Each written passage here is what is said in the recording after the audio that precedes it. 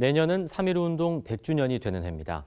우리나라 독립과정에 수많은 독립운동가들의 희생과 헌신이 있었지만 아직 우리에게 알려지지 않은 분들도 많습니다. 기독대학 숭실대학교는 드러나지 않은 자교 출신 독립운동가들을 발굴해 그들의 희생을 돌아보고 그 정신을 오늘날에도 이어가고 있습니다. 오요셉 기자입니다. 1897년 미국 북장로교 선교사 윌리엄 베어드에 의해 평양에서 처음 시작된 숭실대학교.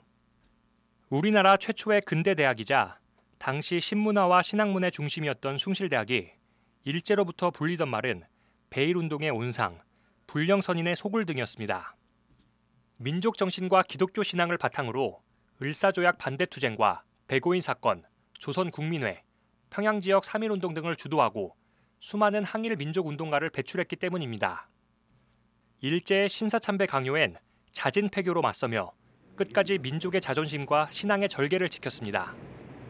서울에서 재건된 숭실대학은 지난해부터 자교 출신 독립운동가들을 발굴해 평양 숭실의 정신을 되살리고 있습니다.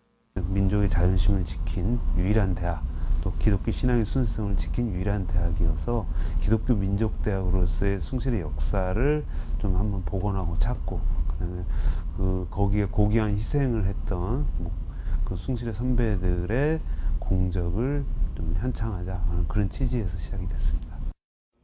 숭실대학은 일제시대 졸업생들의 행적과 이력을 일일이 조사하고 국가기록원에 남아있는 당시 재판 기록과 판결문, 신문 기사 등의 객관적 자료를 수집해 국가보훈처에 독립유공자로 신청하고 있습니다. 국가주도나 유가족의 신청이 아니면 쉽지 않은 독립유공자 발굴을 민간 차원에서 앞장서고 있는 것입니다. 지난해 독립유공자로 선정된 김양선, 김태술, 김영주 선생을 비롯해 올해 추서된 고병간, 이겸호, 박기복 선생 등 7명은 숭실대가 발굴한 인물들입니다.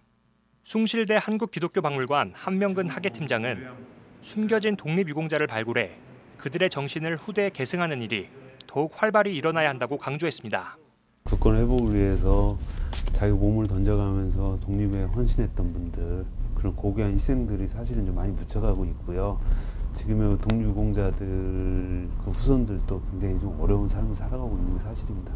그래서 이분들의 삶을, 이분들의 명예를 복원하고 회복하고 이루어져야 우리의 그 35년의 그 식민지 압박의 역사가 조금 더